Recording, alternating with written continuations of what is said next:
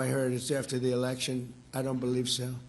I think they will. I think they're kamikaze pilots. I just got back from Japan. I talked about the kamikaze pilots. I think these guys are kamikaze. They'll take down the country if they have to.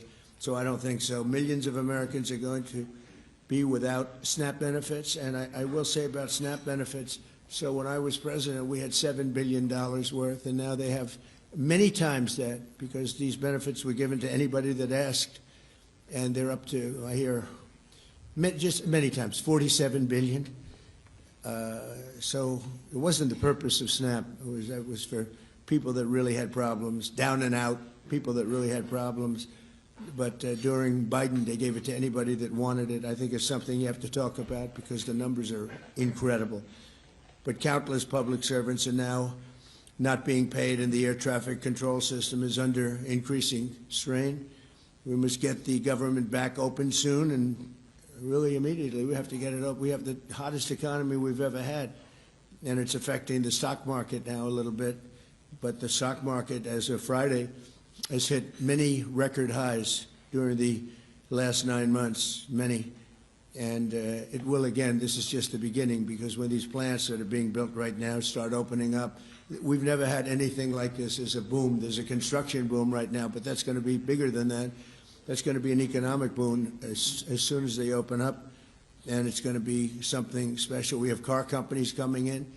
When I was in Japan, Toyota, Mr. Toyota, I said, "What's your name?" "Toyota." I said, "Oh, you're rich." I said, "How much of the company do you own?" 92.1%. I said, "I'm glad you said the one. He wants to be." I said, "You're a rich guy." And he said, "I'm investing $10 billion in the U.S." And you know who I'm talking about, right? You introduced me, Mr. Senator. You introduced me originally when you were the ambassador to Japan.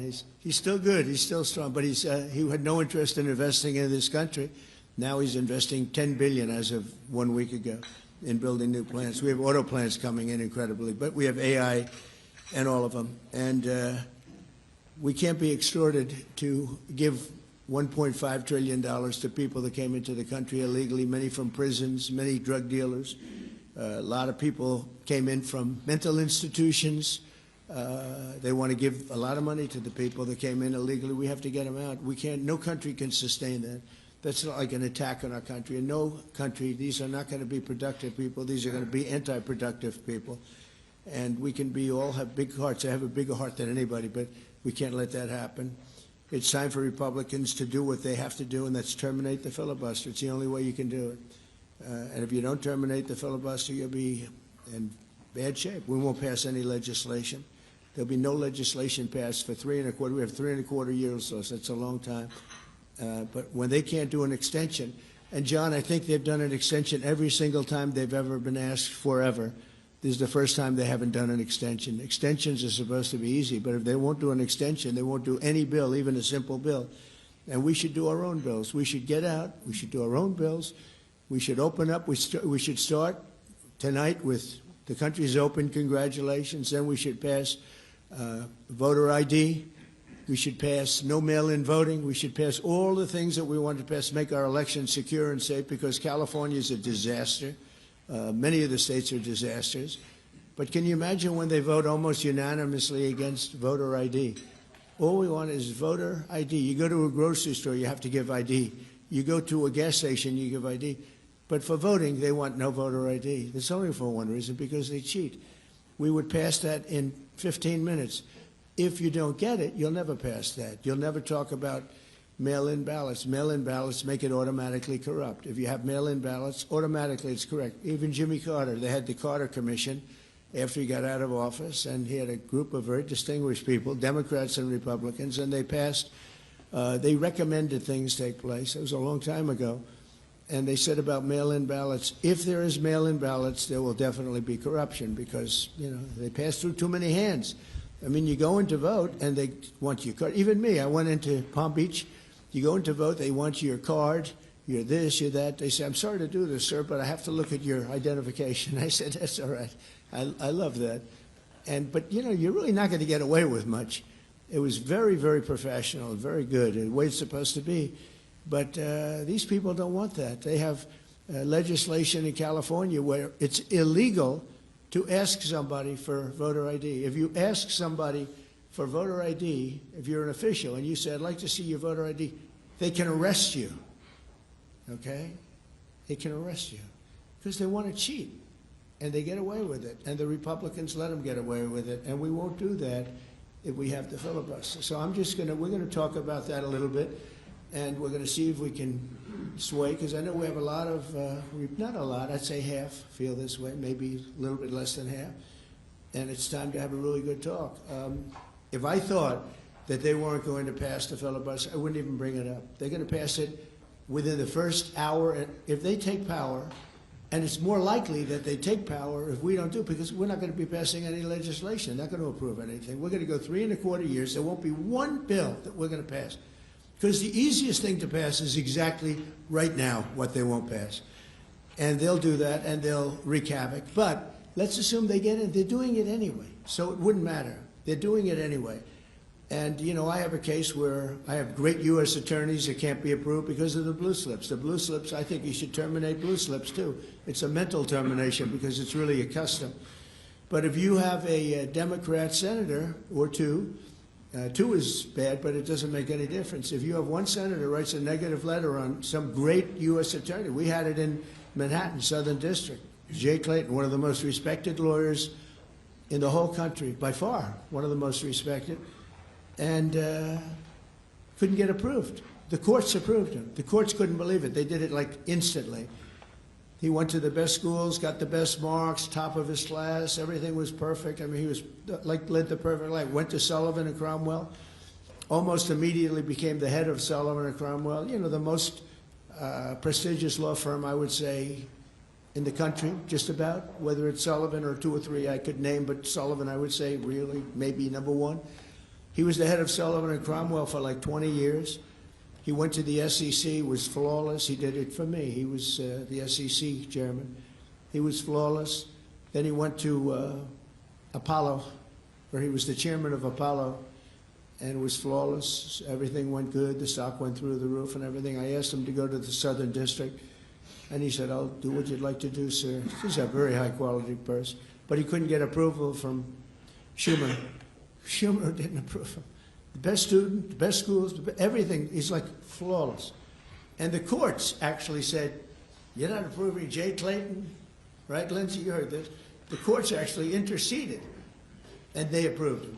But that's an unusual guy. We have other people that are really good, but people don't know how good. Top students, top colleges, and they're U.S. attorneys, and they won't be approved. They're not going to be approved. We have one in Los Angeles who's phenomenal. No, the senators, the Democrats are, you know, again, they're kamikazes. The Democrats are not going to approve them. Blue slips are a disaster. So the only people I can get approved are Democrats. I was told that by the Democrats. We'll only approve Democrats. I said, really, is that right? Not going to work that way. Not going to work that way with me. But the blue slips are a total disaster. I have 10 people right now that are doing a phenomenal job, and they will be out of office pretty soon. They've got another 2-3 weeks, a couple of them, and then they're going to have to leave. And it's actually a blight on their record because, you know, nobody knows why they left, but it looks like they served 8 weeks and then they had to leave. But they're not going to get the approval because the Democrat, radical left lunatic senators are saying you can't, we're not going to approve you. And if we're not going to approve you, I had actually one Republican who got 2 great letters, but it turned out that he was a rhino, but that was a nice term for him. Now, he got 2 letters of approval, and when I said 2 Democrats approved him, I had to fire him because I figured if 2 Democrats approved him, they wrote the most beautiful letters. I found out, man, this is strange. And he was no good. I fired him. He was really not much of a Republican. The recommendation of that one wasn't such a good recommendation. Someday I'll tell you who recommended him, but it wasn't exactly the best. But when I saw 2, you know, when I saw the 2 senators from Virginia gave him glowing marks, Tim, I said, let me see this. I read the most beautiful letters I've ever seen. I said, I called him up. I said, sorry, you're fired. Get the hell out of here. And but it's a horrible thing. Blue slips is a horrible thing because I have the right to pick judges and I have the right to pick U.S. attorneys, and this takes away the right from me. And I think we're going to go to court on it, and we'll see what happens in court. But it gives the president, it takes away the right of the president to pick people to serve on the court and to serve as U.S. attorneys, which is very important. But the biggest thing is the filibuster. We have to get the country going.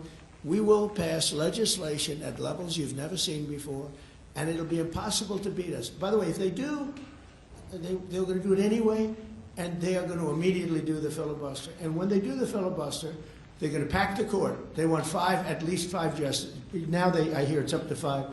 I actually heard up to 7 and up to 9, okay? They want new judges. They want to pack the court, and they will do it in the first day, maybe the week. Maybe they'll slow it down because there's no reason to rush.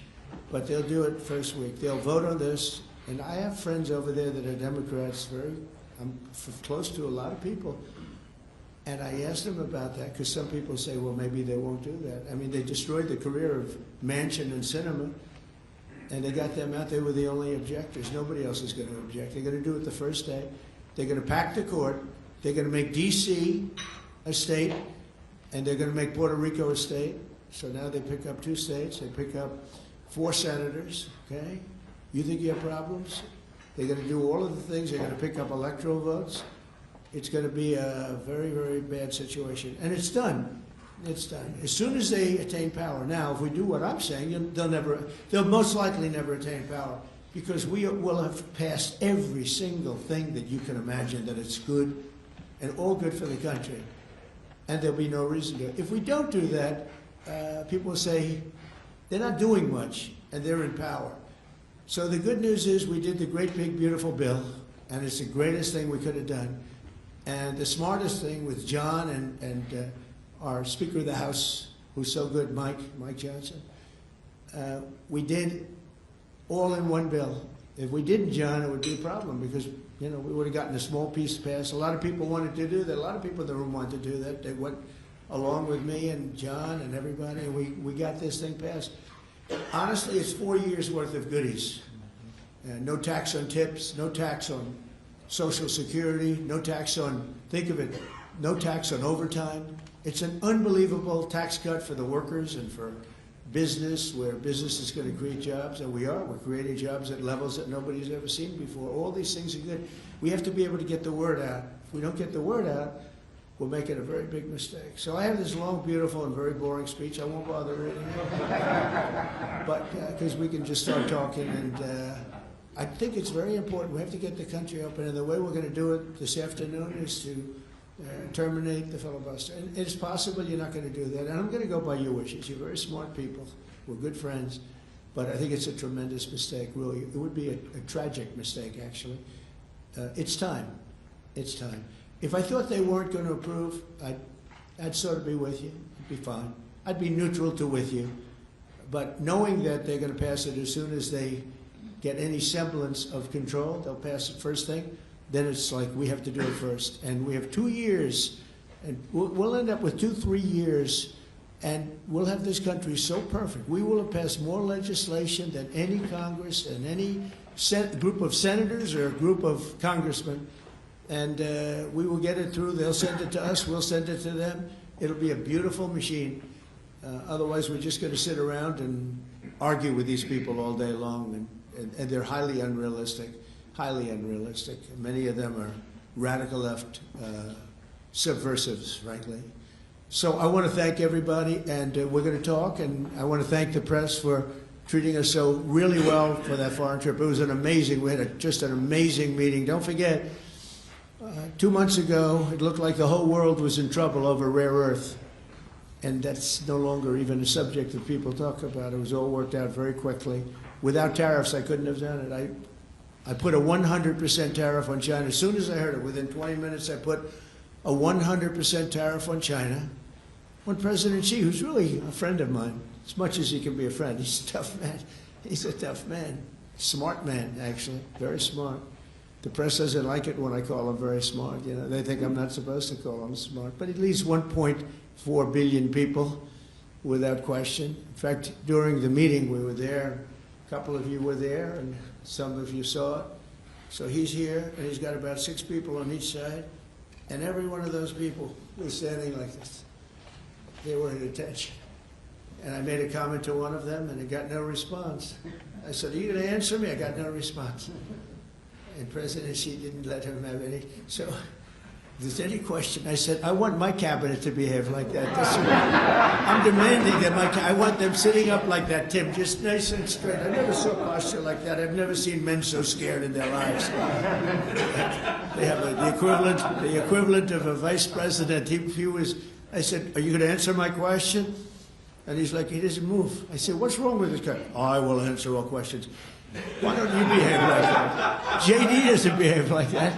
JD butts into conversations. I want to have that for at least a couple of days, okay, JD? We'll keep you long term, but a couple of days of that would be very, very nice.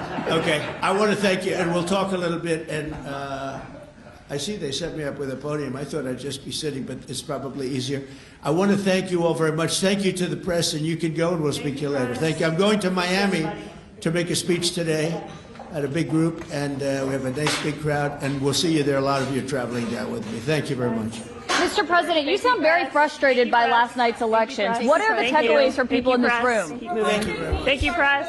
What happens if they don't eliminate the press? Keep moving. Thank you, press. Please wrap. Thank you. Thank you, guys. Keep moving. Please, Thank keep you. moving. Thank you. Thank you, guys. Keep moving. Keep moving, guys. Keep it going.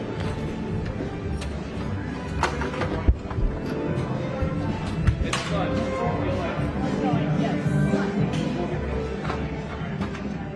Ma'am, you have to go too. Yeah, I'm just waiting for my crew.